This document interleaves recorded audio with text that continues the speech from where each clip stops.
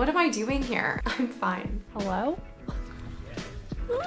Yoo-hoo, welcome back. In general, I live life by a couple of rules. Life is boring without a little bit of crazy in it. Life is a series of problems, so get solving. And life is unpredictable, so get comfortable being uncomfortable. Life in London is all of the above. And right now, life in London has got me asking myself, what am I doing here? And how the heck am I going to stay sane?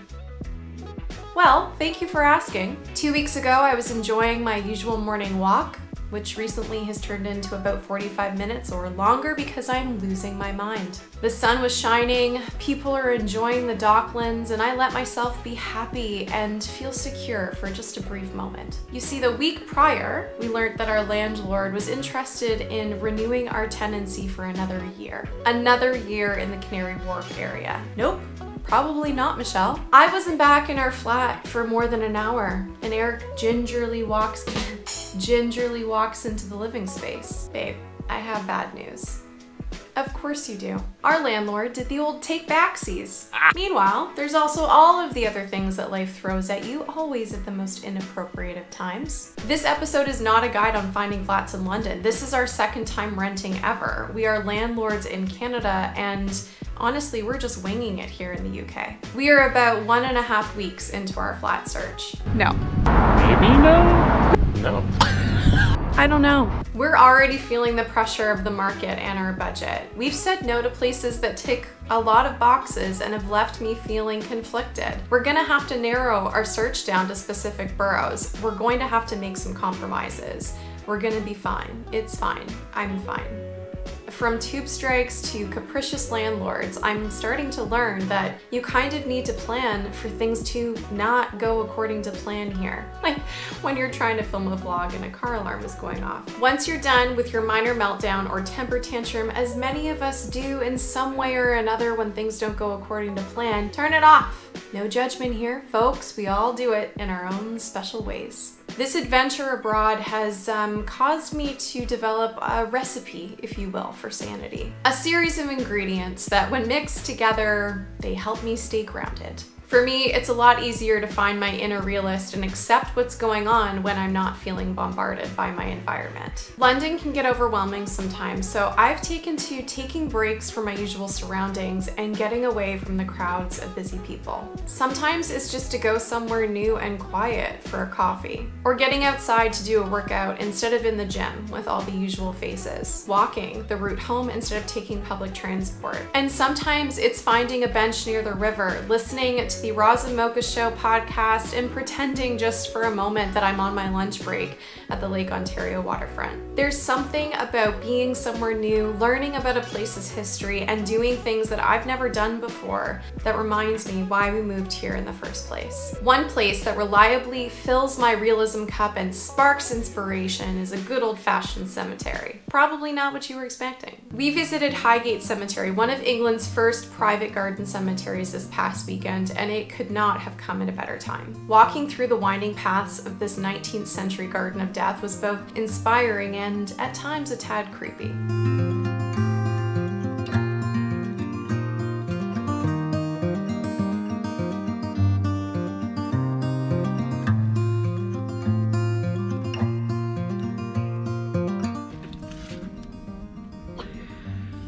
Nothing. It's cool. At least I don't have a door now.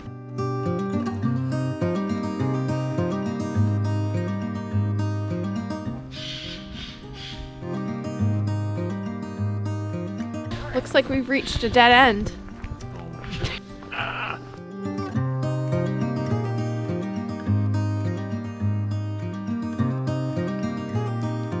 Hello?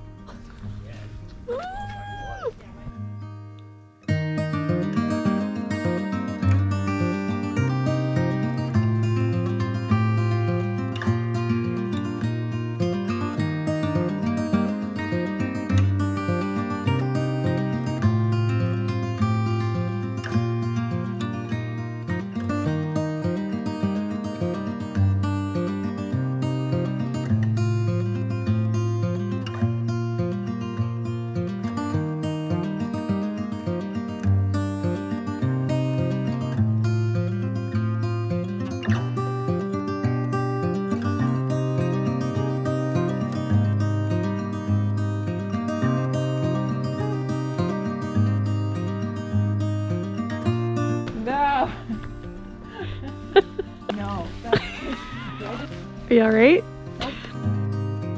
The second wife, son, and stepson of the horse slaughterer to Queen Victoria are buried here.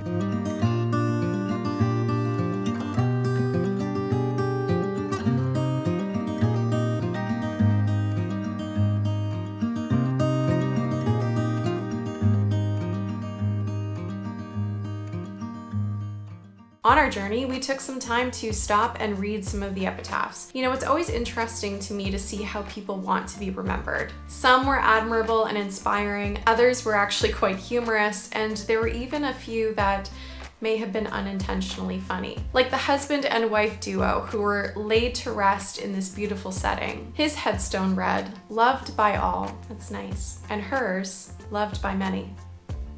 Oops, not an oops, I don't know. It's good. It's so good though. While others were just straight to the point. If you're ever in need of a good dose of reality to remind you why it's important to be effective in your life right now, head on over to a cemetery. Beautiful, peaceful, serving straight up facts. I'm starting to appreciate some of the benefits of pub culture here in England. The next ingredient in my Sanity recipe, and before you start thinking like, oh, a Canadian abroad promoting drinking culture, I am doing dry, not damp. Dry January, February, and March. So, settle down.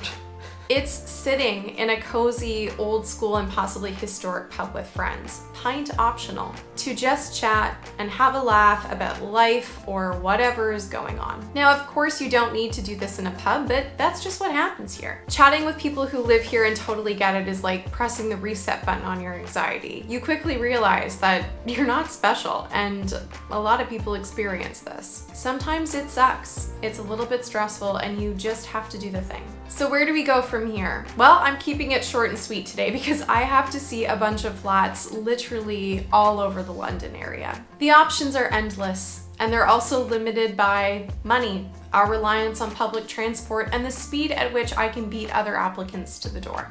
If you want to know how Flat Search Round 2 ends for Eric and I, let me know in the comments below, and I will be sure to update you once we've figured that bit out. While you're waiting for that episode to create itself, there's always Flat Search Round 1. Maybe we should have picked the Greenwich apartment. Maybe not. I'm off to plan my next adventure and figure out where the heck we're gonna live next. Until then, I'll see you next week. Take care of yourselves. We've got this.